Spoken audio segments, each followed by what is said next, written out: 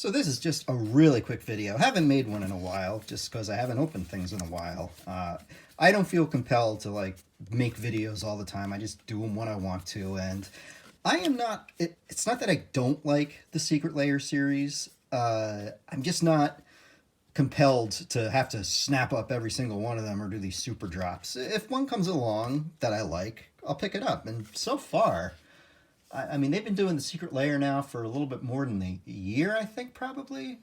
Because I know I got the Constellation one, and that was just about this time last year. And before that, I got the Bitter Blossom. And the other one that I got was the Godzilla Lands. I think this is only my fourth one. Maybe I picked up one more somewhere along the line, but I think that's it. So let's just... Lord Seb McKinnon, who is beloved by... Magic fan, because he's a great artist, and honestly, I'm gonna show you the reason why I got this. It's not so much because I'm a huge fan of Lord Seb McKinnon. It's just there's a card that I've always wanted to get that I just hadn't, and this came along, and I picked it up. So now this is disappointing. I'm kind of glad this spoiled. I know what's down there, and it's disappointing. So in a way, I'm kind of glad that I know about it now, so I wouldn't be too disappointed at the end of the video. But anyway, I'll show you. So what cards did Lord Seb McKinnon create? Okay. Well, the Swamp, which is, I'm sorry about the glare, I'll try to minimize it. So that Swamp is nice. He is an excellent artist. There's no denying it. And I like how it kind of looks like a scarecrow or a witch in a way. You know, you see the nose right there. There's the hat up there. Try to make it a little bit clearer. Well, it's not perfection. It keeps bobbing in and out. But anyway, so that's nice. So that's the first one. Sower of Temptation. Now, what does this do? It's a fairy wizard. I don't play blue, but it's a nice looking card. When Sower of Temptation enters the battlefield, gain control of target creature for as long... Oh, God, I hate cards. I hate cards like these. God, I hate cards like these. But of course it's blue. All right, next. Damnation. This is the reason why I got the Secret Lair drop. I've always wanted to get a Damnation. They're like $40, or at least prior to this coming out, it was like $40. And I think it's gonna actually be in the Time Spiral Remastered as well. I think it originally came out in one of those sets, a Planar Chaos. I don't know, but it's like it's got a big black ball in it, and I don't know, whatever the hell it is. But I never had one, and now I have one, and yes, this artwork is just, it's fantastic. I probably should get a Lord Seb McKinnon playmat, and I certainly would consider that one. I know that he has a bunch of playmats out there. And so the final card that we get is Enchanted Evening. All permanents are enchantments in addition to their other types. Oh, it's white and blue, so I can understand. Oh, God. So of all of these, what would I actually literally slip in a deck?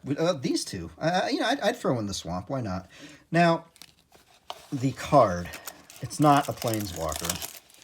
I really wish that they had let Lord Seb McKinnon do a Planeswalker in his own way. He's done them before. I know one was the front-facing commander on one of the commander sets. But they didn't. Here's what they did. For the Secret Lair, it is not a Planeswalker. It's another Swamp. Which, yeah, it's the exact same card, right? Is that? Well, here, let me just, might as well open it. So they gave you a card that they already gave you, which, that's not, to me, that's not cool. I would have preferred just even a crappy Planeswalker. But I guess the logic is maybe you can keep one and sell the other, because people are going to want these. But, oh, you know what? Is it the exact same? It doesn't look like it is the same. That tree looks... Is it me, or does that tree look a little different? I think that tree does look a little different. And it also looks like there's like some kind of demon up there in the corner. And here, I don't, it's kind of hard to make out. I don't know. But there's definitely like some kind of like face right there. So it is slightly different. It's a Swamp, slightly different. So I guess, yeah, it's definitely a different card. I originally thought that it was the exact same card. You can tell there are distinct differences in the crack going down there. It's not quite the same on this one. So which one do I like better? I actually kind of like that one, only because the face is more distinct. This one, it's kind of like got a really long nose. It looks like an aardvark in a way. And the knight looks almost identical. I think what Lord said McKinnon probably did is just... Oh, no, that it is different. It is definitely different. Okay, so I do somewhat apologize to Wizards. It's nice that they gave you a different swamp card. I would have preferred a Black Planeswalk, Davriel, Rogue Shadow Mage. That would have been cool. One of the Sorens, one of the Lilianas. But of course, they would have to, charge a lot more money. What they could have done is done that and then give you these as like the surprise cards. But whatever. This is the main reason why I got it, and it's nice. I do have there's an Elves deck that I want to make. I'm going to need a board wipe, and this will be one of them. And certainly I can use one of these swamps, or maybe even both, in that set. And as for these, I guess these will just look nice in the binder. I will never play them. But you cannot deny that the artwork is just simply fantastic. So when will I do another box opening? I'm not going to get a Time Spiral box, and I'm pretty resolute on that. I don't really care about the set. If there were cards from those sets that I really wanted, I'd already have them by now. The thing that I like about the new sets, new cards, things you don't have. I know they have the time-shifted border, whatever. Who cares? Honestly, who cares? Now, I'd probably pick up like a couple of packs just to see what they're like. But and the boxes are $200 thereabouts, which is a lot. It's certainly more than a regular booster box. So I'm just gonna hold off, and I'll wait until Strixhaven comes out.